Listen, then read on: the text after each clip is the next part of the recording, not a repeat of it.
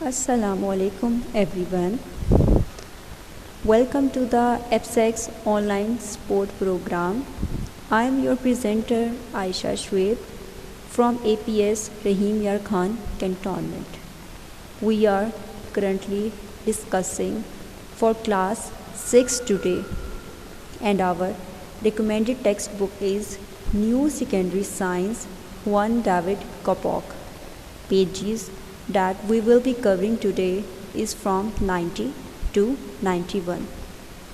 Our ongoing chapter is mixture and solution, and topic that I will be discussing today is how to obtain crystals from solution. Resources required will be your textbook. In this lecture, students will be able to learn how to separate crystal from solutions and what is condensation, what is boiling point. By end of this lecture, students will be able to define and explain how to separate crystals from solution and how to separate pure water from an ink solution. Students, first of all, let me explain what are crystals. The word crystals come from the ancient Greek word for ice because crystal has a shape of ice. Crystal, any solid material in which component atoms are arranged in a definite pattern, means whenever a solid material takes a definite shape, it becomes crystal. This shape can be flat or sharp. Look at diagram number 1, in which we have crystals but with sharp edges. Now look at diagram number 2, in which we have crystals but with flat faces. Alright, now the question arises, how can we get these crystals from any solution? How can we get these crystals from any solution? And the answer lies in the term crystallization.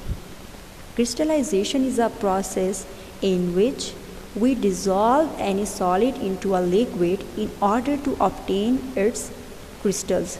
For example, I have a solution of copper sulfate. How I can make this solution? I will dissolve copper sulfate into any solvent in order to obtain its solution. Now I want to obtain its crystal. Look at this diagram and look at stage number 1. Suppose at stage number 1 I have mixed a solid into a liquid, that is copper sulfate, into any solvent. At second stage, we will filter the excess solids from the solution, and at third stage we will heat this solution. Why we will heat this solution? Because we want to evaporate some of water. Stop heating when half the water has gone. This will make our solution concentrated. Now look at stage number 4. We have to transfer this hot liquid into a dish. Why? Because crystal will form as the solution cools, because cool water cannot dissolve as much copper sulfate as hot water. Lastly, leave the solution in a warm place for all the water to evaporate slowly.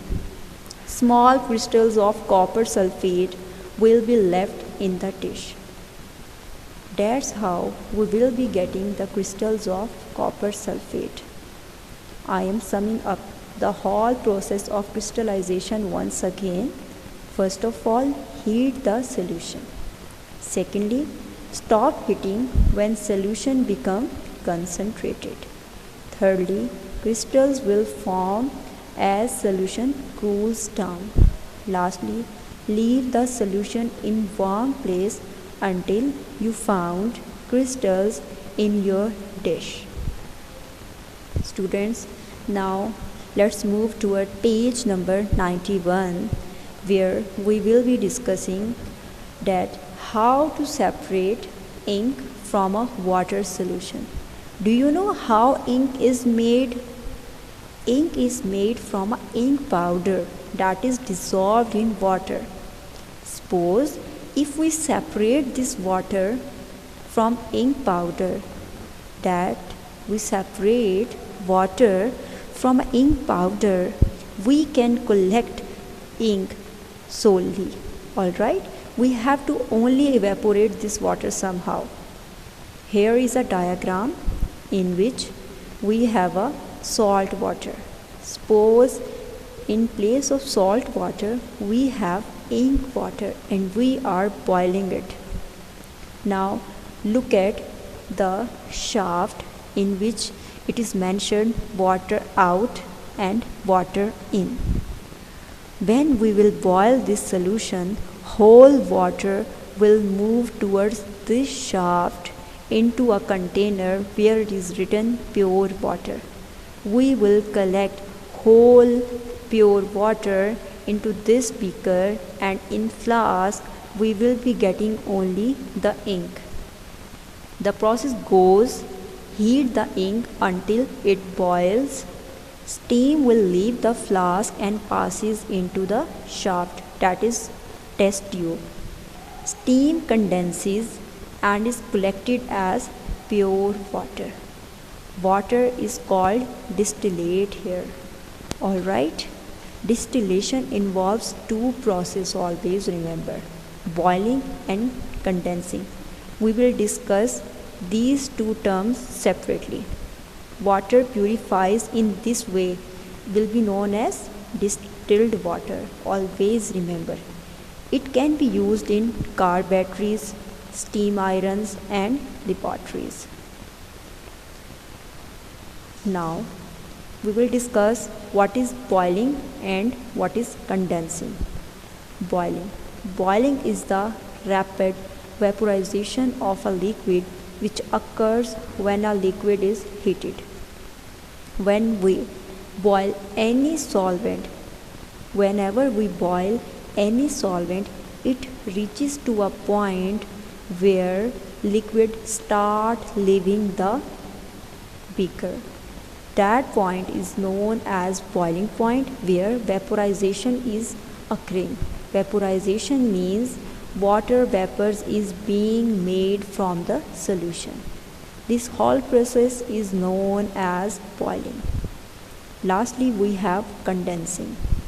Condensing means to make something denser, means many molecules combine together and form a dense material. Alright, this means condensing and boiling both combine and become a process that is known as distillation. In distillation, firstly we will boil any solvent. Solvent will boil and leave the solution as vapors. And in condensing, we will collect all those vapors. Those vapors will combine together and form a denser solvent. Alright, that's how we can collect that denser solvent as a end result. This is the process of distillation, and by this process we separated ink from pure water. For your assignment, students, solve test yourself of page number 90. Find answers from your provided winter pack. I hope you all got the idea about how to obtain pure water from ink and how to separate crystals from solution. That's all for today. Take care of yourself. Allah Hafiz.